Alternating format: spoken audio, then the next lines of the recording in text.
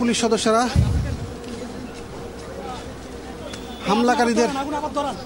হামলাকারীদের কবলে পড়বেন। টিয়ার শেষেল ঝাঁঝালো গ্যাসের হাত থেকে রক্ষার জন্য গণমাধ্যম কর্মী, উপস্থিত পুলিশ সদস্য, তারা সবাই চেষ্টা করছেন। এবং বৃষ্টি, আপনাকে এবার আমি দায়িত্ব নিয়ে এখন বলতেই পারি যে পুলিশ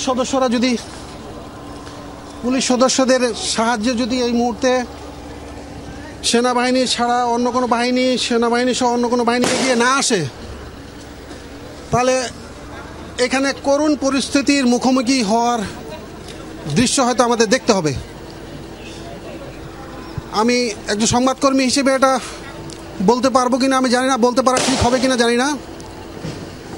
এই মুহূর্তে এই পুলিশ সদস্যদের সাহায্যে যদি সেনাবাহিনী এগিয়ে না আসে, হামলাকারীদের যদি প্রতিরোধ না করে, আমরা দেখতে পাচ্ছি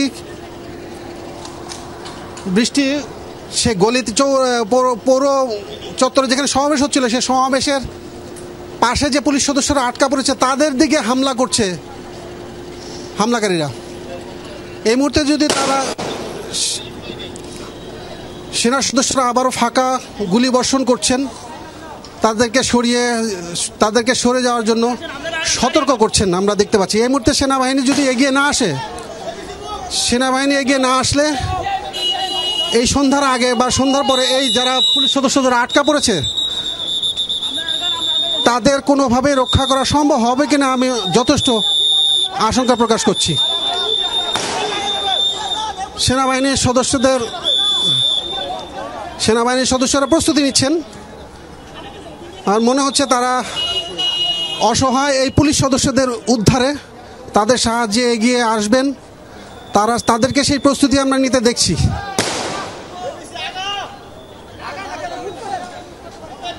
তারা মুভ না করলে বিক্ষোভকারীদের বা হামলাকারীদের সড়ক থেকে সড়ক করা সম্ভব হবে না। বৃষ্টি, আমরা একটু দেখি সেনাবাহিনীর সদস্যরা আসলে কি পদক্ষেপ নেন, আমরা এটা দেখি, আমরা দেখার অপেক্ষায় আছি। প্রায় শতাধিক পুলিশ সদস্য এবং অর্ধশত গণমাধ্যম কর্মী মাঝে আটকা পড়েছে।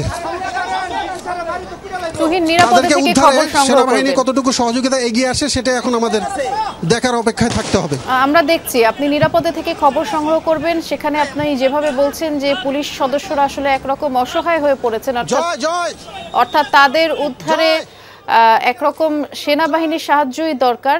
বারবার যেভাবে সেদিক থেকে হামলা করা হচ্ছে এবং হামলাকারীরা বিক্ষিপ্তভাবে ছড়িয়ে ছিটিয়ে হামলা করছে। আমরা যেমনটি শুনছিলাম যে এনসিপির যে সমাবেশ স্থল ছিল, অর্থাৎ মঞ্চ যেখানে ছিল, সেখানেও বেশ কিছু সংবাদকর্মী এবং পুলিশ সদস্যরা আটকে পড়েছে। তারা বারবারই আসলে সাহায্যের আবেদন করছে। এই মুহূর্তে যদি ফোর্সের সদস্য বাড়ানো না হয়, সেক্ষেত্রে এই অবস্থা আরও শোচনীয় হবে বলে আশঙ্কা করা হচ্ছে। সেনাবাহিনীর পক্ষ থেকে এগিয়ে যাওয়া হচ্ছে সামনের দিকে। আমরা দেখতে পাচ্ছি সেনাবাহিনীর দুটি গাড়ি সামনের দিকে এগিয়ে যাচ্ছে। হামলাকারীরা যেদিকে অবস্থান করছে, সেনাবাহিনীর 2 থেকে 3টি গাড়ি সেদিকে যাচ্ছে, পিছনে পুলিশ সদস্যও রয়েছে।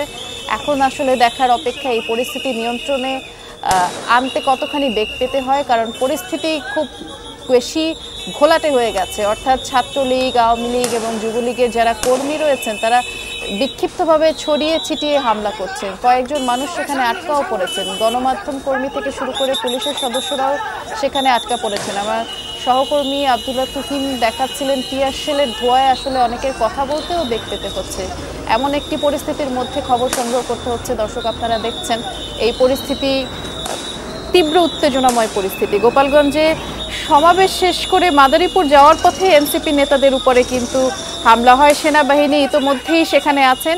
সেনাবাহিনীর অভিযান শুরু হয়ে গেছে। আমরা দেখতে পাচ্ছি সেনাবাহিনীর 3-4টি গাড়ি সামনের দিকে এগোচ্ছে, পাশে পুলিশ বাহিনীর সদস্য রয়েছে। সেনাবাহিনীর অভিযানে খুব সম্ভবত এই পরিস্থিতি নিয়ন্ত্রণের চেষ্টা করা হচ্ছে, আমরা দেখছি সরাসরি।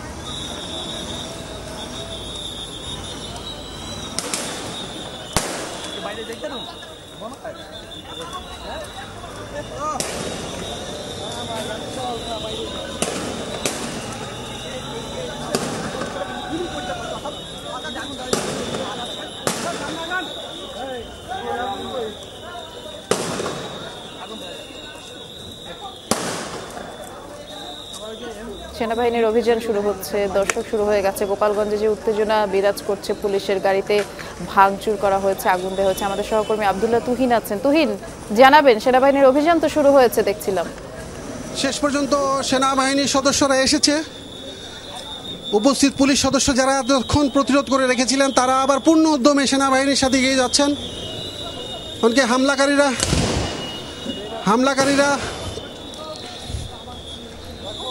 হামলাকারীরা দ্রুত পিছনে হটে যাচ্ছে চৌরঙ্গি মোড়ের দিকে।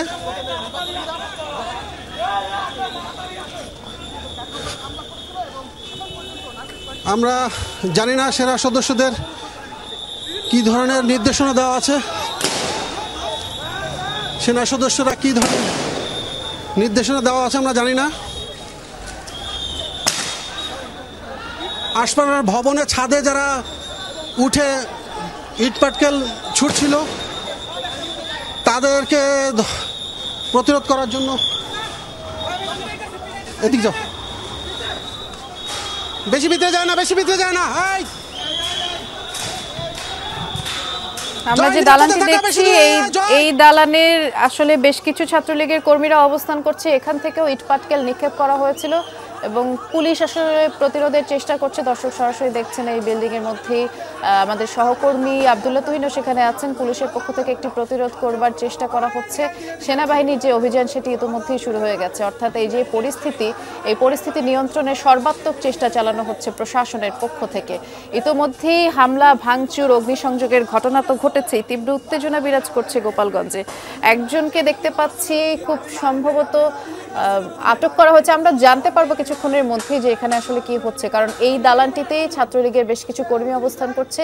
এই দালান থেকে মুহুর্মুহু ককটেল নিক্ষেপ করা হচ্ছে, ইটপাটকেল নিক্ষেপ করা হচ্ছে, ধোঁয়ায় পুরো পরিবেশ ছেয়ে গেছে। টিয়ারশেল নিক্ষেপ করা হয়েছে যেহেতু, খুব স্বাভাবিকভাবেই সেখানে ধোঁয়ায় পুরো পরিবেশ ছেয়ে গেছে। আমাদের সহকর্মী আব্দুল্লাহ তুহিন আছেন। তুহিন, কি অবস্থা সেখানকার?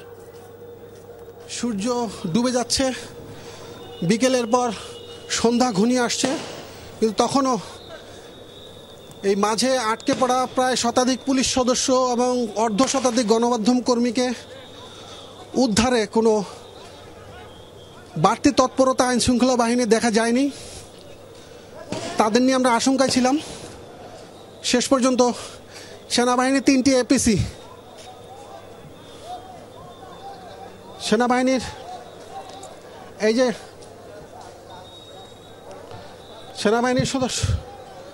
সেনাবাহিনীর সদস্যরা আসার পর, উপস্থিত পুলিশ সদস্যরা, সেনাবাহিনীর সদস্যরা আসার পর পুলিশের অসহায় সদস্যরা যেন আশান্বিত হয়েছেন, তারা কিছুটা স্বস্তি বোধ করছেন। সেনাবাহিনীকে তারা অনুরোধ করেছিলেন, যারা দূরে দাঁড়িয়েছিল তাদেরকে অনুরোধ করার পর সেনাবাহিনীর 3টি এপিসি সমন্বয়ে একটা ইউনিট অদূরে দাঁড়িয়েছিল। তারা সেনাবাহিনীর ওই পুলিশের এই অসহায় অবস্থা দেখে, অসহায় অবস্থা দেখে তারা সরে গেছিল। তারা আসার পর তারা আক্রমণ করার, তারা পাল্টা ফাঁকা গুলি ছুড়ে আবারও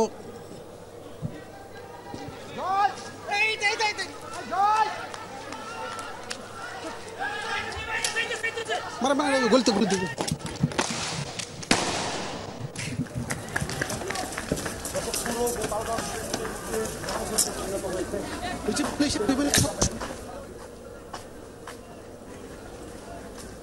অবস্থান নিচ্ছিল। তুমুল সংঘর্ষ চলছে সেখানে, আমরা দেখতে পাচ্ছি। ইতিমধ্যে আমরা একটি খবর পেলাম, এ ধরনের গোপালগঞ্জে যে সংঘর্ষ চলছে এরই প্রেক্ষিতে 144 ধারা কিন্তু সেখানে জারি করা হয়েছে। সেনাবাহিনীর যে অভিযান, সেই অভিযান চলছে। পুলিশের অভিযান কিছুক্ষণ যাবৎ চলছিল, তবে তারা আসলে শক্ত প্রতিরোধ গড়ে তুলতে পারেনি, কারণ এত পরিমাণে ছাত্রলীগের কর্মী, আওয়ামী লীগের কর্মী সেখানে রয়েছে। যে পরিমাণে পাল্টা হামলা চলছে, তাতে করে পুলিশ সদস্য কিছুটা অসহায় হয়ে পড়েছে, যেমনটি সহকর্মী আব্দুল্লাহ তুহিন জানাচ্ছিল। তাই সেনাবাহিনীর পক্ষ থেকে 3টি এটিসি যোগে সেনাবাহিনীর সদস্যরা যোগ দিয়েছেন। দেখা যাক পরিস্থিতি আসলে কোথায় গিয়ে দাঁড়ায়, কারণ ইতোমধ্যে সেখানে বেশ কিছু মিডিয়া কর্মী, সংবাদকর্মী যারা আছেন, পুলিশের সদস্য আটকা পড়েছেন। আমরা একটা সমাবেশস্থলের পাশে একটি জায়গা দেখছিলাম, একটি দালান, যেখানে আওয়ামী লীগের কর্মীরা অবস্থান নিয়ে সেখান থেকে পর্যন্ত ইট পাটকেল নিক্ষেপ করছিল, ককটেল বিস্ফোরণ করছিল। পুলিশের পক্ষ থেকে আমরা যেটা দেখেছি, এই পাল্টা প্রতিরোধ গড়ে তোলবার জন্য ফাঁকা রাবার বুলেট ছোড়া হয়েছিল, তবে কোনোভাবে পরিস্থিতি নিয়ন্ত্রণে আনা যায়নি। পরিস্থিতি এখন কি সেটি জানাবেন সহকর্মী।